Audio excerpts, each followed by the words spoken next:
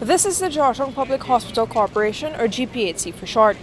It's Guyana's main referral hospital, a place that sees thousands of patients every year. Behind me is the Accident and Emergency Department, a high-stress environment, but in recent times it's also a place where healthcare workers are reportedly the subject of much hostility. Within the last month, we've had 2 cases of weapons, persons coming in with weapons. One case was a person who was stabbed twice to the chest, came into the emergency department, and this is in the same month. And the assailants came to continue the course of action that had started. Came into the department, and he actually they pulled out a knife and actually attempted to stab him.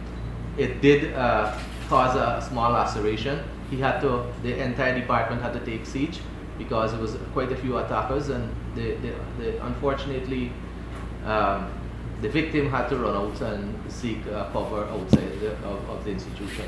So I'm happy you're bringing this up because the interpersonal violence that is occurring in society is spilling over to the department, because obviously they're coming to care after the incident would have occurred, and sometimes people come to finish off what they started.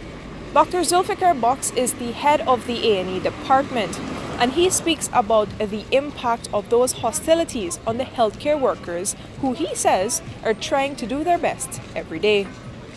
We've had experiences over the years with those instances, but my concerns is that it's occurring more frequently. And for the month of June, we've had 6 cases so far of interpersonal violence, whether it's abuse to staff and abuse in terms of getting close to being physical or exposure to these kind of events. So that it's becoming more frequent. The Chief Executive Officer of the GPHC, Robbie Rambarran, also spoke about this growing concern at a press conference on Wednesday. We are training our people here a lot in every aspect, in customer service, we are in security, we are even looking for providers to do additional security training.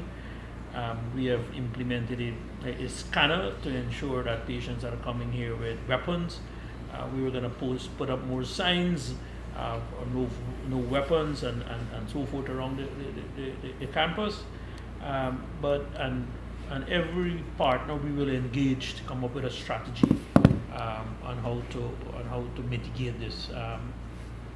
We will not be able to completely, but we will take steps and continue to train people, especially in de-escalations and so forth. At that press conference on Wednesday, Mr. Rambarran, Dr. Bux, and several other key and senior officials from the hospital addressed concerns and matters that were raised about treatment and care at the hospital.